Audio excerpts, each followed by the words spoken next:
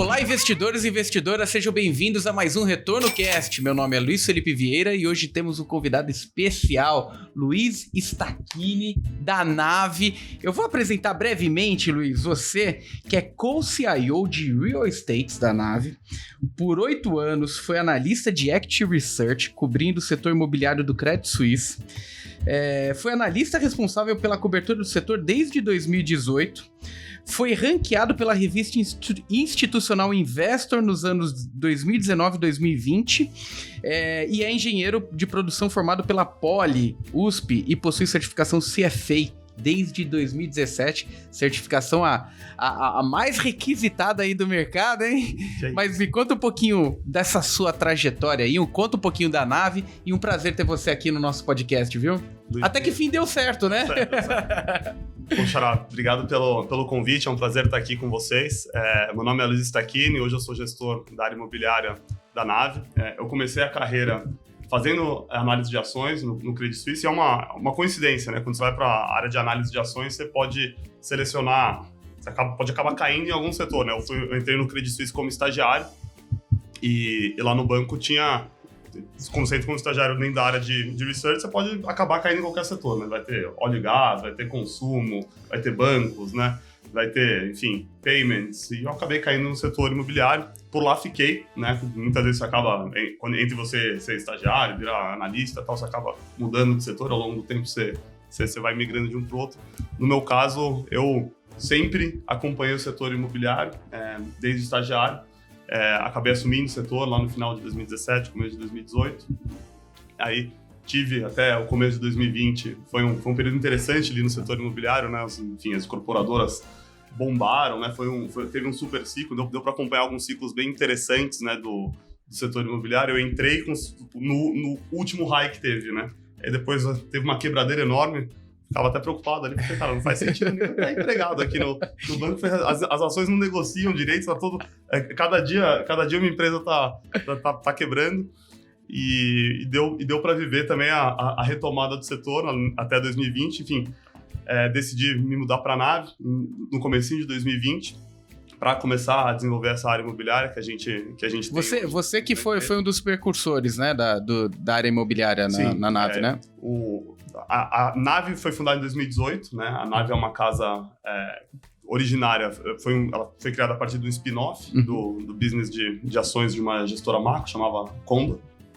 E esses executivos já trabalhavam junto há muito tempo, desde 2010, acho que desde 2010. E aí, o que foi acontecendo é que assim, existia uma vontade de desenvolver negócios que, enfim, tinham, e verticais de negócio dentro da Nave, que tinham a ver com o empreendedor, que tinham a ver com falar de negócios, entender de modelo de negócios, né? E ter sinergia positiva entre as áreas, de você se ajudar. Hoje na Nave, por exemplo, a gente olha imobiliário, tem um monte de inquilino de empreendimentos imobiliários, de fundos imobiliários que são empresas listadas, né? A gente acaba do nosso lado tendo muita inteligência sobre o que está acontecendo no mercado de distribuição, no mercado de crédito. Isso ajuda também os analistas de equities que cobrem, enfim, as empresas, as fintechs, né? Então acaba que a gente consegue ter uma troca muito interessante, muito rica. Dito isso, enfim, a área imobiliária acabou sendo criada no começo de 2020 com a minha chegada na Nave. Hoje a gente também tem uma área de infraestrutura na Nave, foi criada um pouquinho depois. Então a gente tem essas 3 verticais de negócio. A Nave hoje conta com um volume de recursos sob gestão de aproximadamente 9 bilhões dentro dessas 3 caixinhas. Pô, muito legal. E conta um pouquinho, desde da sua chegada ali na Nave, quais foram os principais desafios ali de você startar esse projeto dentro de uma gestora que relativamente nova, vamos dizer assim, né? Apesar do spin-off, de ter toda uma bagagem aí dos profissionais, uma gestora aí que já fez 5 anos, né? 5 anos aí no mercado. Como que foi essa trajetória? O que você sentiu? Quais foram os desafios? Vou só colocar um pouquinho mais pra frente aqui. Acho que vamos lá, é bem interessante, né? Porque é um desafio novo, né? Eu vim do mundo que o meu trabalho era cobrir bem as empresas, né? E cobrir bem as empresas envolvia, enfim, dominar bem o que está acontecendo em cada uma das empresas, né? Enfim, trazer as empresas junto aos investidores, fazer muito evento, né? Enfim, produzir relatórios e produzir bastante conteúdo, né? De uma maneira geral, o meu trabalho era conversar com as empresas, conversar com os clientes, produzir conteúdo. assim, era um trabalho relativamente... Era bem interessante, eu acho muito interessante, eu gostei muito, não à toa fiz por muito tempo, mas assim, é um escopo relativamente limitado. Quando você vai para um mundo mais empreendedor, a gente, em 2020 foi no meio da pandemia, entrei na nave eu recebi um computador em casa Aí começa. Bem-vindo aí. E a verdade é que tem um viés muito mais empreendedor, né? E você acaba tendo uma multiplicidade de coisas para fazer e de atribuições que é muito diferente, né? Então acaba que você vai criando... os desafios são muito outros, né? Você tem um desafio de captação, você tem um desafio de treinamento, você tem um desafio de desenvolver processos de investimento, você tem um desafio de assim, pensar e entender como você quer investir, em que segmentos você quer atuar, né? Tentar entender onde você acredita que você vai conseguir gerar alfa, onde você vai ser bom, né? E no meio de tudo isso, enfim, criar, né, a sua prateleira de produtos, vamos dizer assim, e partir para a captação. Então, são muitos desafios, são muitos interlocutores diferentes que você vai estar tendo, e assim, e foi isso que, de fato, me animou, né? Porque a vida ali no sell-side, em equity research, era uma vida bem interessante, mas uma vida que fazia tanto tempo aquele negócio, já estava acostumado. Tinha uma rotina, né? Uma rotina, 4 vezes por ano, você vai ter o earning season e tal, você vai ficar madrugando lá, escrevendo relatório de resultado, você vai fazer 5, 6 relatórios setoriais grandes por ano, que você vai, enfim, revisar todos os preços-alvo das empresas, etc. Você, eventualmente, quando tinha algum IPO, algum follow-on, era mais animado, que daí você tinha uma coisa nova acontecendo, você estava participando, né, de uma evolução de mercado de capitais. Mas, assim, mas acabou virando um negócio que, depois que você faz muito tempo, perde um pouco a graça, e também você não vive a intensidade de estar investindo e estar participando, né, pro bem e pro mal, né, do fruto do seu investimento. No limite, assim, claro que você fica muito feliz quando você dá uma recomendação de compra e o papel sobe, né? Obviamente, todo mundo gosta de acertar o call de compra, ou mesmo o call de venda, né? Os calls de venda, em geral, até mais polêmicos, mas a gente gostava de fazer os dois. Mas quando você faz isso, de fato, investindo o recurso, na minha opinião, é muito mais satisfatório, e você acaba tendo um nível de escrutínio, um nível de intensidade junto aos investimentos que eu achava muito mais interessante. Então, essa mudança aí do sell side pro buy side também era uma coisa que eu já vinha buscando há algum tempo. Muito legal. E entrando agora no teu universo, que eu quero usar toda a sua expertise, todo o seu conhecimento aí, essa aprimoração aí, o aprimoramento do seu conhecimento, como que você está vendo o mercado imobiliário hoje no Brasil, né? Parece que o mercado imobiliário, ele é totalmente vinculado, né? Tem, lógico, suas nuances, mas parece que tem aquele vínculo direto com taxa de juros, né? Como que você está vendo esse momento? Um momento positivo, um momento interessante? É um mercado que ainda tem muito para se desenvolver? Qual é a tua visão hoje, Luiz? De fato, assim, imóvel e taxa de juros tem muito a ver, né? Se você vai ver quem vai comprar um imóvel, né? Eu acho que tem, e é bastante interessante quando você fala sobre esse viés, o imóvel muitas vezes é o ativo de maior valor que, na média, as famílias, enfim, as pessoas têm. E você tem que comprar ele a prazo. E quando você vai comprar um negócio com prazo muito comprido, a taxa de juro impacta muito no valor da sua parcela, né? Então, queira ou não, assim, acaba que a gente usa um conceito que tem que falar em inglês, porque eu acho que não tem a palavra em português, a gente usa muito o affordability, né? Quanto a sua capacidade de pagamento por mês permite que você tenha de poder de compra de valor de imóvel. Em geral, como é que funciona, né? Um banco vai permitir que você gaste no máximo, né? Comprometa no máximo, sei lá, 30% da sua renda com uma parcela de imóvel. Senão você acaba ficando muito, muito amassado, né? Do ponto de vista financeiro. A chance de não pagar vai ser grande, né? Vai ser muito grande. Então, normalmente você pega a renda da pessoa, pega 30% e você pode separar para a compra do imóvel, né? Mas quando você faz essa conta, você tem o valor da parcela máxima que você pode pagar. E aí, sim, com base num financiamento aí de 30, agora já tem até 35 anos, e na taxa de juros que está presente, você vai ter o valor máximo do valor financiado que você pode ter. Uhum. E o banco também vai financiar no máximo, aí, não sei, 70%. No baixa renda conseguem financiar mais, mas 65%, 70% acho que é a média do low and to value, quanto o banco empresta em relação ao valor do imóvel. Né? E aí desembolso ali imediato. Né? Então, assim, acaba que assim, a taxa de juros impacta muito essa transformação do valor da parcela no valor financiável que o banco consegue dar, muda muito. Se o juro tá 10, uma parcela de 3 mil reais consegue financiar, não sei, eu vou falar, 300 mil reais, 400 mil reais. Se o juro tá 7, vai conseguir financiar 600. Então, a mesma pessoa que poderia comprar um imóvel de um valor X, quando o juro cai, ela tem um poder de compra muito maior, por causa do valor do dinheiro no tempo, que sim, os juros pesam menos, né? Então, esse setor acaba sendo, de fato, muito alavancado. E é interessante que, em geral, quando o juro está caindo, tem uma correlação do juro caindo com, assim, existe uma predisposição maior, enfim, a se antecipar consumo, enfim, a economia acaba crescendo, né? E então você acaba tendo esse super ciclo, né? Assim, a taxa de juros está caindo, o desemprego está caindo, enfim, várias coisas eventualmente acabam acontecendo ao mesmo tempo, e você vai navegando de ciclos das coisas estarem muito bem para as coisas estarem muito mal, né? De uma maneira geral, né? Quando você inverte o ciclo, né? E você começa a ter taxa de juros subindo, né? As famílias gastando mais dinheiro, enfim, pagando juros, né? E sobrando menos para o consumo e, de fato, também para a compra do seu apartamento. Então, é uma dinâmica que, na minha visão, ela é super alavancada. E do ponto de vista quando você olha imóveis para renda, né, que eu acho que talvez é um outro conceito, né, você tem a compra de imóveis, eventualmente você tem a pessoa que tem o imóvel e vai querer alugar. Vai investir no imóvel, vai investir né? no imóvel. Sim, o valor desse imóvel, se você pensar no imóvel como uma caixa que vai cuspir aí para você mensalmente vários fluxos de caixa ao longo do tempo, é muito parecido com você pensar num título de renda fixa que você investe e ele vai estar soltando para você juros mensais, ou semestrais, ou anuais, quer que seja. Então acaba tendo essa relação muito, muito alta. Quando alguém vai investir, faz essa comparação natural, né?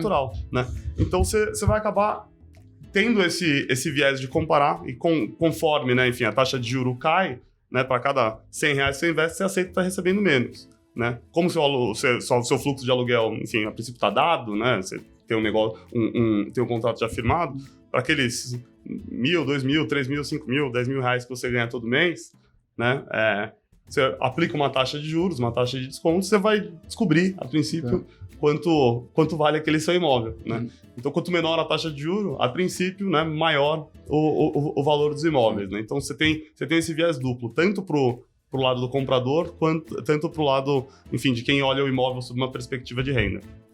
Legal. E a gente viu um crescimento muito grande nos últimos anos aí, né, do setor imobiliário. Hoje, o número de CPFs aí batendo recordes e recordes, mas ainda considerado um mercado não tão líquido, né, em algumas frentes. Acho que tem muito desenvolvimento pela frente. Qual você acha que são os desafios aí para o mercado?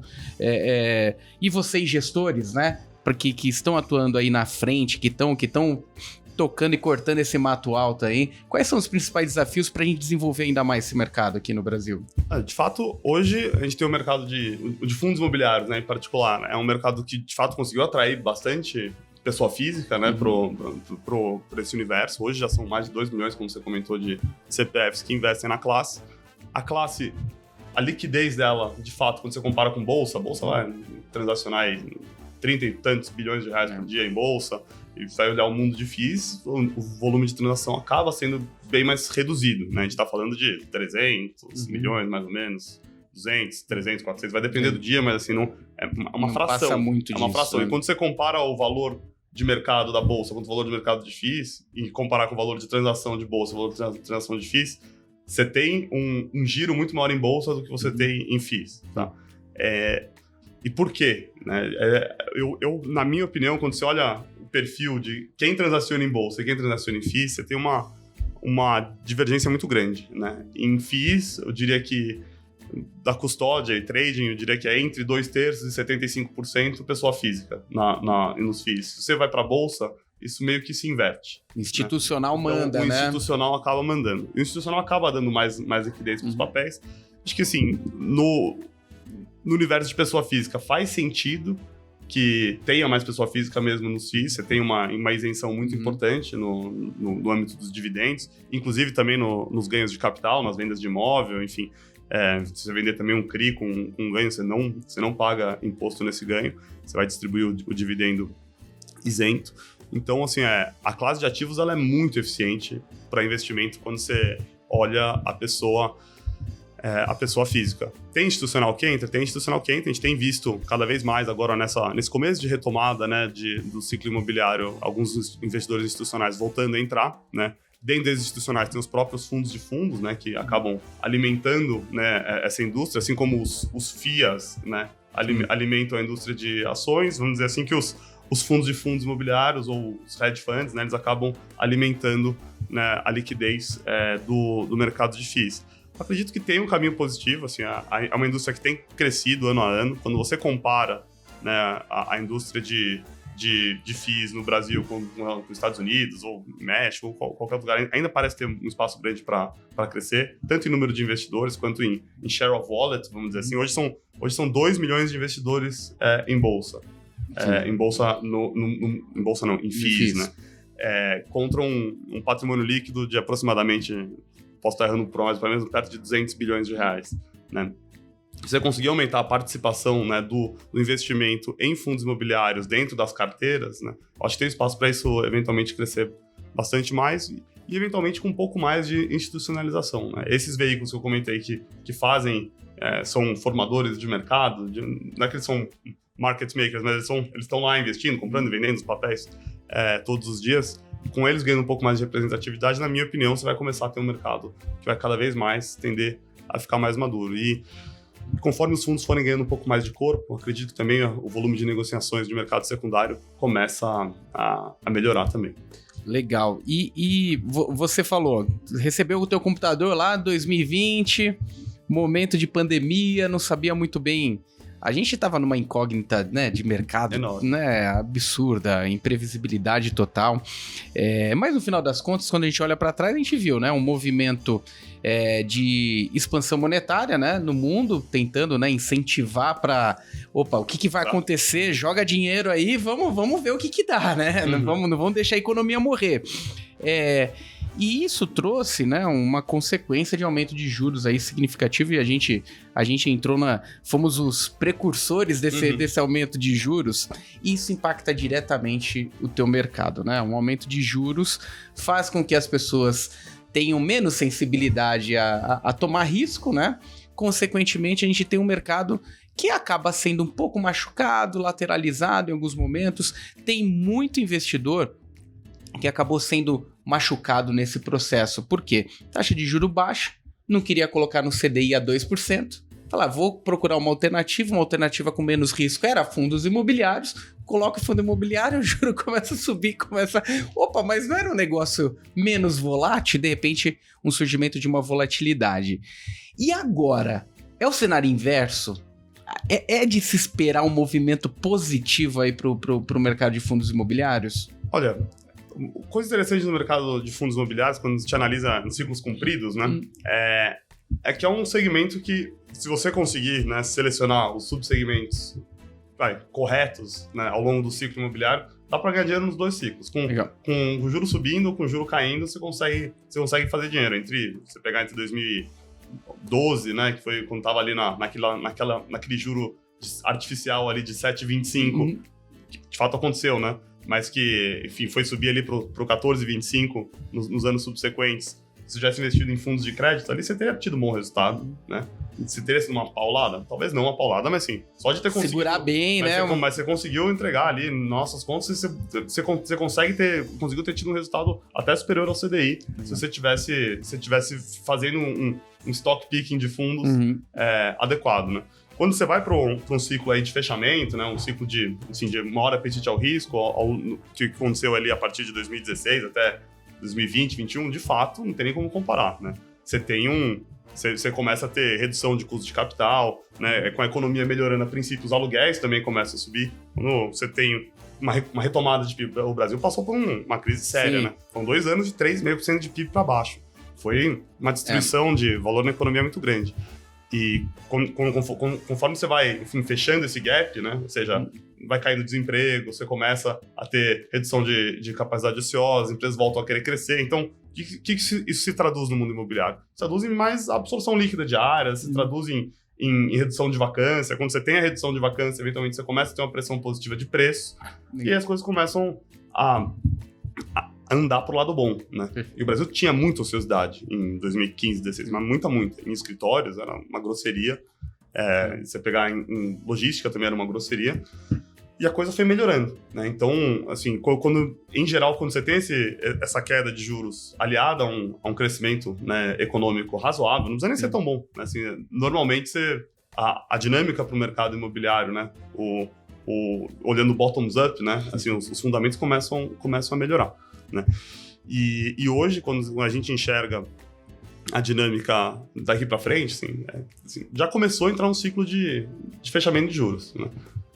Quanto ele vai durar, quão longo ele vai ser, é difícil de dizer. Assim, se eu ouvir os economistas, eu não sou economista, então, em geral, eu terceirizo e, enfim, e vejo que pessoas mais inteligentes do que eu nessa área de economia falam e, enfim, tomo como premissa que algo parecido pode ou não acontecer. Você sabe que as previsões econômicas sempre são erradas, todo mundo erra a previsão de Selic para 1 ano, 2 anos, mas você vai corrigindo as suas expectativas conforme isso vai acontecendo. Mas hoje o cenário base é que ano que vem você vai ter um corte aí de 300 e altos, 400, eventualmente 500 bips, né, nos juros, a gente saindo desses 13,75 para aterrizar nos 9, 9,5, 8,5, não sei, tá por aí as expectativas. Você tendo esse nível de queda de juros, assim, você tem uma redução de custo de capital, né? Você vai acabar tendo, de alguma maneira, algum incentivo, né, do investidor que está sentado nessa piscina do CDI que tá quentinha. Sim. Ela vai começar, enfim, a diminuir a temperatura. Amornar, depois esfriar. Exato. Então, assim, eu acredito que faz sentido você ter algum tipo de inflow para classes de investimento um pouco mais de risco, né? O que a gente viu nesses últimos anos foi que a classe de ativos fundo imobiliário, ela cresceu. Sim, ela cresceu. Mesmo com o juro subindo, ela conseguiu crescer. Em 2020, a partir do final de 21, você teve muito fundo de crédito que conseguiu captar bem. Primeiro por causa da inflação que ficou alta, depois por causa do CDI que estava alto, né? E agora, né, com esse início de fechamento de curva, estão voltando já as captações nos fundos de tijolo, fundos de shopping, conseguindo captar bem, né, fundo de logística, enfim, renda urbana. Agora a gente vai entrar nessa toada. Do ponto de vista de inflow, assim, a piscina do CDI é muito maior do que a piscina dos FIIs, é quase uma poça d'água, né? Então a gente acredita que tem um espaço para você ter se você conseguir pegar um pedacinho dessa água e jogar aqui, assim, a verdade é que dá para trazer muito mais recursos, muito mais dinheiro, muito mais liquidez para esse mercado, num cenário em que, assim, quando você tem essa dinâmica de juros caindo, se não ocorrer nenhuma catástrofe econômica, então tem que ficar atento também ao que está acontecendo lá fora, com os Estados Unidos. Hoje tem dia de... Hoje é super quarta, né? Super quarta. É super quarta, né? Mas é importante entender hoje a gente está num cenário geopolítico meio complexo, né? A gente sabe que lá nos Estados Unidos esse fenômeno de juro alto é um fenômeno que talvez demora um pouco mais para bater nas empresas do que aqui, né? Lá todo mundo toma dívida pré-fixada, enfim, demora muito tempo para a despesa financeira das empresas de fato subir, né? E você começar a sentir o calor, né? No Brasil, as empresas tomam dívida em CDI. O impacto, assim, nas empresas, no calor que elas sentem no resultado, a despesa financeira cresce muito rápido. Aqui ela acaba até, enfim, quando você tem esse impacto de redução, ela acaba até fechando mais depressa, né? Então, é importante entender o que vai acontecer lá fora. Também tem um monte de discussão a respeito de China, como vai ser, se tem um soft landing, se tem um hard landing, qual o nível de estímulo que você vai ter. Assim, a gente tem que estar de olho no mundo, mas conceitualmente no Brasil, esse fechamento de juros que está meio que contratado e parece que vai acontecer, normalmente ele é bom para ativos de risco, né? Em particular para os fundos imobiliários. Então, assim, a gente é cautelosamente otimista aqui. Quando você olha a nossa posição, a gente chegou a ter uma carteira com um viés de crédito talvez muito maior. Hoje em dia a gente tem um posicionamento já um pouco mais distribuído em classes que tem um pouco mais de potencial de valorização conforme você vê esse fechamento de juros acontecendo, em particular em setores que a gente acredita que tem, né, um vento de cauda do ponto de vista de aluguel, que aí você consegue ter um ganho duplo, né? Você tem a expansão do múltiplo, né, junto com o crescimento do aluguel. É esse tipo de investimento, tipo de de papel que a gente gosta de estar atrás. Muito bom. E por que eu até toquei nesse assunto, né? Diferente de uma gestora de fundos imobiliários, aquela convencional, que você pega uma gestora de shopping, especialidade shoppings, uma gestora de logística, né? Galpões, etc. Vocês têm que estar na percepção do mercado, porque vocês não só atuam no ciclo, mas atuam também na prevenção, né, da estratégia. O que diferencia vocês dessa gestora que olha somente uma especificação de ativos dentro da estrutura de fundos imobiliários, para uma gestora que olha uma amplitude maior e consegue, né, ter essa percepção? Juros altos, como eu ganho dinheiro nesse movimento, e juros baixos, como eu ganho dinheiro também nesse movimento, né? A gente se posiciona, a gente se enxerga, né, e começamos a investir dentro desse mundo imobiliário muito com viés de investidor financeiro, né, dentro do mundo de FIIs. Então a gente tem essa característica que veio, como tanto eu quanto o Gustavo Rivas, nós somos os dois cogestores da área imobiliária, nós viemos do mundo de ações, né? O Gustavo Rivas ainda passou um tempo fazendo crédito, né? E quando você analisa de ações, você gosta de tentar prever o que vai acontecer, né? Você quer saber, para onde vai esse aluguel, para onde vai essa vacância. Então a gente tem esse viés de acompanhar, né? Entender onde a gente está no ciclo imobiliário e tentar se antecipar, fazer os investimentos para pegar aquilo que vai ter vento de cauda, né? Nossa metodologia para montar e desenvolver portfólio tem muito a ver com, vamos lá, vamos descobrir o que vai ter, quais são os segmentos que vão ficar bons do ponto de vista de oferta e demanda. Vacância caindo, né, pressão de preço positiva, né, ou então se estiver falando de crédito, se tiver a taxa de juros subindo, ativos que tem algum tipo de desconto e que eventualmente possam ter esse descolamento fechado, e investir onde a gente acredita que o dividendo vai subir, né, e que a gente tem uma previsibilidade boa e consegue prever isso com alguma uma boa probabilidade de acertar, né? Mesma coisa com empresas. E a gente gosta de ter, né, o campo aberto para conseguir olhar, né, e comparar ativos em classes diferentes. Ou seja, hoje eu consigo olhar para um fundo de shopping e comparar com as empresas de shopping, Guatemi, Allos agora, né, mas Aliança Sonai, Multiplan, né? A gente consegue comparar com uma incorporadora com fundos de desenvolvimento. A gente consegue comparar um fundo de CRI com estruturar e originar um CRI diretamente. E hoje a gente tem fundos de CRI descontado, por exemplo. Então, assim, conseguir ter esse trade-off e estar constantemente olhando, né, meio que de cima e falar assim, parece estar assimétrico, está melhor, por exemplo, comprar shopping do que a empresa de shopping do que fundo de shopping, ou vice-versa. Ou está melhor comprar fundo de logística do que uma empresa que faz desenvolvimento e carrego de ativos logísticos, enfim. Onde que eu consigo ganhar dinheiro, Esse tipo de possibilidade, né, de você abrir o leque, né, de onde tem investimento no mundo imobiliário. Melhor fazer uma permuta direto com o incorporador ou comprar um fundo de permuta, né? Ter esse tipo de trade-off e conseguir atuar, né, num range grande de possibilidades dentro desse mundo permite que você consiga navegar e muitas vezes fica muito fácil de entender, olhando os números, entendendo, né, onde estão os preços, onde a gente enxerga uma simetria maior de potencial de valorização. Aqui parece que tem muito pouco para perder e muito para ganhar. Então aqui, não sei, tá mais esquisito, né? Já tem muita coisa no preço, né? O ativo já andou bastante. Então, ter esse tipo de possibilidade de conseguir enxergar as diferentes classes de ativos, né, e ter a possibilidade de navegar entre elas é uma coisa que pra gente é muito atraente. A gente gosta disso, né, porque a gente vem desse mundo dinâmico, de querer entender preço, entender o que está acontecendo, né, e buscar as melhores possibilidades de investimento. Então, quando a gente abre o leque, a gente acha que, né, as possibilidades de conseguir gerar ganho, né, e mesmo proteger a carteira acabam sendo mais interessantes, de gerar mais assimetrias de valor. E é isso que a gente busca. Tinha um conceito muito forte que a gente tem aqui na Nave, é um conceito de risco, né, de budget de risco. A gente dimensiona as nossas posições pensando qual o máximo que a gente pode perder com uma posição. Claro que é muito legal quando você acerta uma posição e ela sai voando, mas assim, a gente não gosta de pensar numa posição só olhando o upside. A gente gosta de enxergar Um olhar criterioso de risco ali, né? O olhar mais criterioso de risco, de ponto de vista que você consegue, né? Enfim, segurar o seu principal bem, né? E eventualmente capturar boas assimetrias no papel que você acha que, pô, se tudo der errado. A gente traça cenários aqui, enfim, qual o pior cenário de múltiplo que isso aqui já teve, qual o pior cenário de crescimento que isso aqui já teve. Pô, se acontecer isso, o papel cai tanto.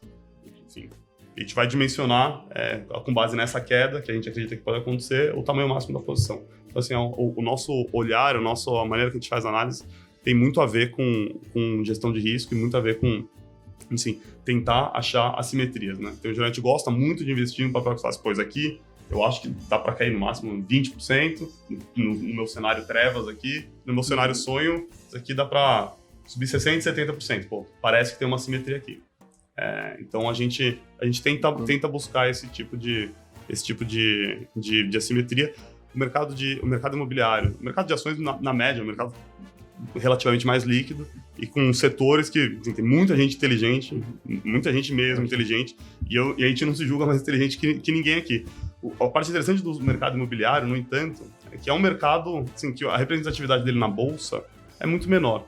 Então, assim, acaba que aparecem alguns papéis... As assimetrias podem ser... As assimetrias, em geral, aparecem em papéis que têm um nível de liquidez menor, que os grandes gestores não olham, porque não faz sentido gastar tempo. Uma pessoa que tem um fundo de... Não consegue fazer uma alocação, uma posição que aí, tem né? um fundo de vários bilhões de reais. Você tem uma empresa que está valendo 500, 600, 700 milhões de reais. Você vai comprar... Você vai fazer uma posição de 1% do seu fundo, você vai comprar um stake enorme do papel, vai impactar enormemente o preço para entrar e para sair.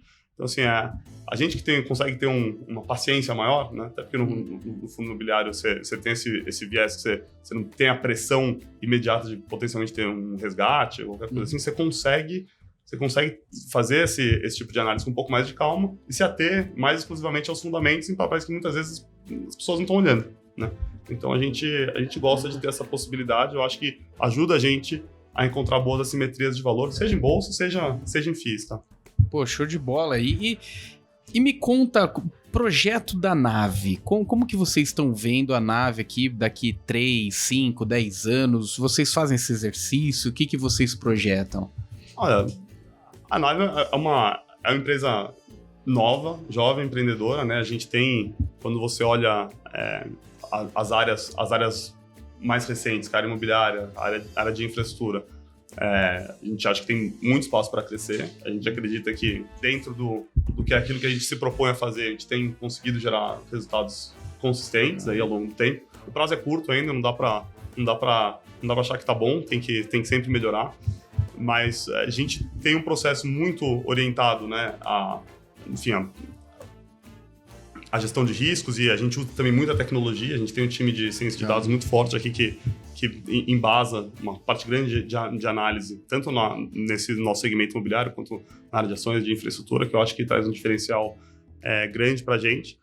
Eu acredito que, assim, nesse viés que a gente está vendo de queda de juros, né, e dos investidores eventualmente, né, saindo da piscina quentinha do DI e indo para outras classes de ativos, a gente acredita que a gente enxerga um cenário de crescimento dessas áreas de alternativos em diferentes estratégias, mas, assim, no geral, a gente vê com bons olhos. A gente acredita muito no futuro da empresa como um todo. A gente é bastante animado. Hoje, na parte de ações, eu acredito que a empresa já é bem madura, os fundos são muito grandes, a performance ainda bem tem sido bastante satisfatória. Dentro dos fundos imobiliários, a gente ainda está crescendo, mas eu acredito que conforme, com bom processo, boas pessoas, né, e bons resultados, a gente acredita que ao longo do tempo a gente vai construindo. A gente não tem uma pressa para sair crescendo alucinadamente, não é esse o objetivo. Inclusive, a gente na Nave tem uma coisa que é bem interessante, que a Nave é uma partnership, né? Dentro do partnership, a gente é obrigado a reinvestir os nossos dividendos nos fundos que a gente faz gestão. Então, skin the game, né? Total. Então, assim, as coisas têm que dar certo, né? Então, a gente também não quer fazer nada afobado. O retorno é o principal objetivo, mas a gente acredita que, enfim, conseguindo bons retornos, tendo um bom processo e fazendo a lição de casa, a tendência é conseguir, enfim, e angariando mais mais gente para investir junto com a gente. Uma vez eu conversei com o gestor e ele falou o seguinte: o melhor skin the game não é nem o dinheiro próprio, é quando a família tá junto. Porque daí o cara tem que fazer, né? Porque quando é dinheiro próprio tem, mas quando a família tá junto, complica, né? Os pais estão juntos, estão fazendo ali investimento, filhos, mas é isso aí. Onde que o pessoal consegue encontrar mais detalhes, mais informações, redes sociais, site? Como que... A Nave a gente tem um site bem... Inclusive a gente mudou a nossa identidade visual há pouco tempo, ficou bonito pra caramba. Eu vi, ficou show.